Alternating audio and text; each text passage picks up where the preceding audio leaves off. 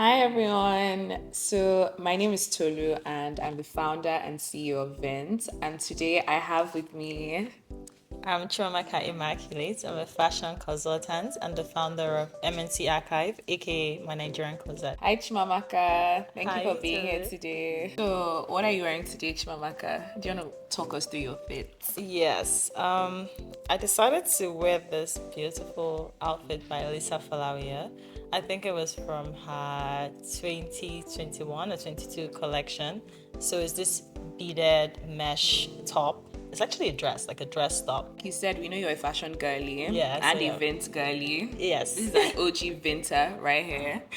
And we want to know more about how you got into fashion. Talk to us a bit about my Nigerian closet, and what you're doing with that. Yeah, so I started taking interest in fashion from childhood. I would watch fashion TV, watch all the shows. And when I moved to Lagos, I just got thrown into that scene because I was a model as well. So during my modeling times, of course, to make more income from like what I was doing in school, I got the opportunity to resell like brands. So I would like shop in Paris and shop in different places and then ship it back to Nigeria. So I was like personal shopping for people. So when I moved back to Nigeria after my school in France, I thought, I enjoyed all the vintage stores that I went to while living in France. I enjoyed how pristine and precious their fashion brands are to them, and how they form their identity around like preserving fabrics and clothing. So I thought of it, and like we don't have something like that. Of course, growing up, we had okrika, we had like shopping secondhand in the market every Saturday morning. My mom would take us to go shop, but like we don't have that in modern day times, and that's why I really love Vince, because bringing back that memory for people to do it, but of course in a more modern way. So that's how I got into it. I said there's something missing, especially for Nigerian brands. We don't have how we archive this precious clothing that they make. So I decided to create MNT Archive, my Nigerian closet, to share the items that I had coveted over the years as a recovery shopaholic. So I started to sell my own items, and from there, people started to like also give me their own items to sell, and it became a business for me. So I transitioned from selling like foreign designers to selling African designers, and that's how it has been for me. I would say this: I visited a Nigerian designer store somewhere in Ikoyi, Ejiro Amos. So they had some items in their back room, and one of the sales associates told me to go change up there. I think they were still like furnishing their store. So when I got there, I saw this dress, right? And I looked at it and I picked it up and I tried it on. Different from what they had hung in their store.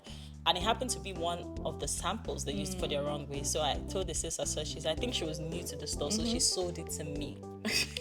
Weeks later, the management started to text me, this lady, the sales associate has sold us the sample piece. What's going on? Get us back our sample piece. And I'm like, I'm not returning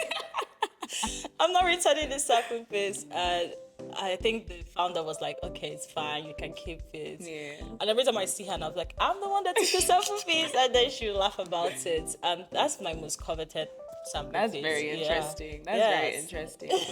And obviously, being in the fashion industry and obviously being a model as well, you have a lot of exposure to, like African brands and a bit into their process as well, and, the clothes that they make and also what they do with those clothes. In your experience, what do a lot of these brands do with, like this sample piece, for example, that you spoke about, or like dead stock or old stock? Like, what happens to them after the shows? It differs from brand to brand. From my conversations I've had, some brands do sell them to their customers, the people that want them or need them. And I was speaking recently to another designer, and she said, funny enough, she doesn't have any of her sample pieces. And some others, they reuse them, for rental and for publications, like they rent it to people, but they also still want to keep that original material. While some, they organize sample sales. I've attended some sample sales by Nigerian designers. So it depends on the brand, it varies from brand to brand. But one thing I can say is that there's not a lot of waste in the Nigerian fashion industry. Almost every fabric or clothing is being reused, and is being accounted for. There's not sustainable and conscious ecosystem and culture, especially from the designers, the manufacturers, the producers, and the different stakeholders in the industry. Yes, I think we do, more than the Western world. We actually have ingrained in our memories from, of course, we know from the shipments of old clothing from the Western world to Nigeria and Ghana and some other African countries. So the middle class in Nigeria and the lower middle class, or upper class even, have that mentality from childhood of buying used clothing. So I think that has translated into multiple ways that we do things. We love to buy secondhand clothing, not because we actually had a choice, but in the beginning that was what was available to us. So now designers that are designing have that in mind. Most of them, when they buy fabrics, they want to use everything, or if they can't use it, they want to make a piece of like scarf or like paper bags or tote bags with it. They always try to reuse them. Okay, and would you say that this culture and practice is passed down to the consumers? So to the everyday consumers, let me give you an example. I hear lots of people saying, oh, buy Nigerian, but it's expensive, kind of like mocking. It's like, oh, you people are saying we should buy Nigerian, but it's so expensive. So do you think this is passed on to consumers? And do you think it is possible for Nigerian consumers to actually engage in sustainable and, more conscious consumerism? Yeah, I do understand where that conversation comes from, and it's true. So there's a bit of a disassociation with like the brands and the consumers, but I think that comes from research. Just the same way we have different brands and different customers that they offer to in the Western world, the price of Zara is not the same as the price of Louis Vuitton, same as it is in the Nigerian fashion industry as well. But of course, the most popular people, or the people that has come to mainstream cultures, are the luxury designer brands. So people kind of mistake the luxury designer brands as the only Nigerian brands in existence, but we do have other brands that cater to different points of consumer entry. My goal was, while starting MNT Archive of my Nigerian closet, was to break that price barrier entry. So we have, like, for me, I've bought brands at a very high price or expensive price, but if I'm reselling it because I've had some wear in, the price I've reduced. And that's why I love VYNT as well, because it gives me the opportunity to make back my money. I might not make it the full price of what I bought it for, but it's worth something to someone. So I definitely feel like consumers have the opportunity now that we have platforms like VYNT to be more conscious with what they wear. So, as an OG VYNT girlie, tell us a bit about how you found VYNT, how you discovered VYNT, and your journey on VYNT. Discovered VYNT on TikTok. When I found out about the brand, it reminded me of some of the brands I've used over the years, but they weren't African brands, or they're African founders. So when I saw the app coming out soon, I registered and I uploaded it into my phone. So I saw that the interface was really easy to use, trying to upload my pictures and clothes that I no longer wear.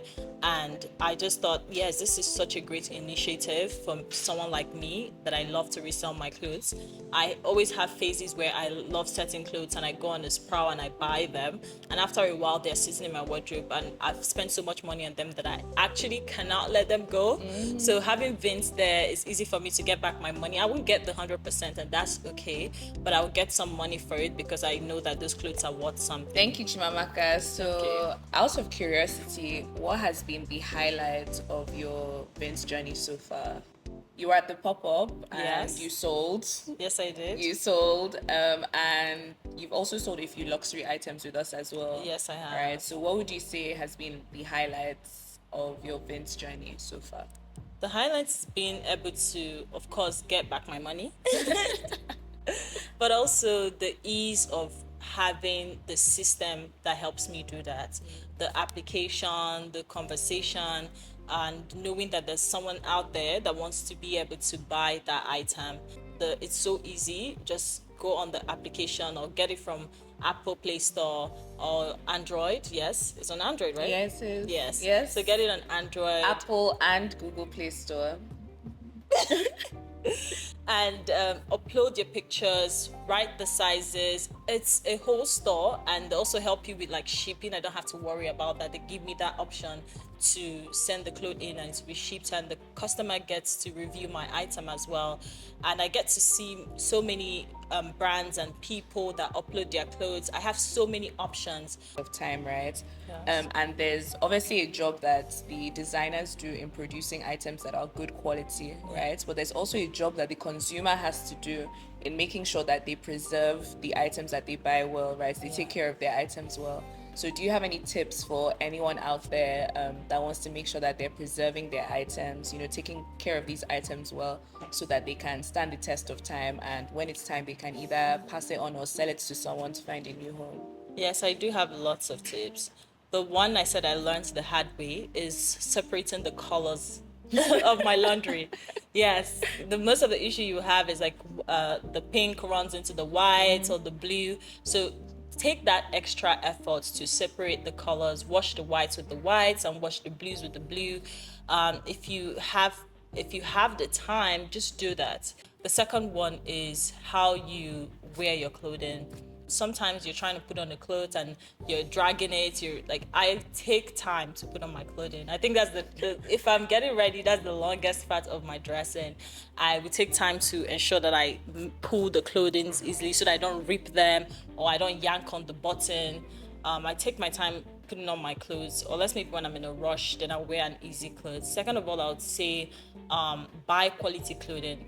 I feel like that should even be number one. But if you buy quality clothing, you don't have to baby your clothes in a way, because the cotton will last, the zips would last, the buttons are sewn properly, the colors won't run as much. If you buy good quality clothing, and good quality clothing doesn't mean it's expensive, right? It just means that the creator, the designer took their time to ensure that these clothes last. They were intentional. They were intentional about it, yes. Yes. So that leads me on to my next question, actually, because again, you're very familiar with this space and you're a shopaholic. Yes. Retired or not retired?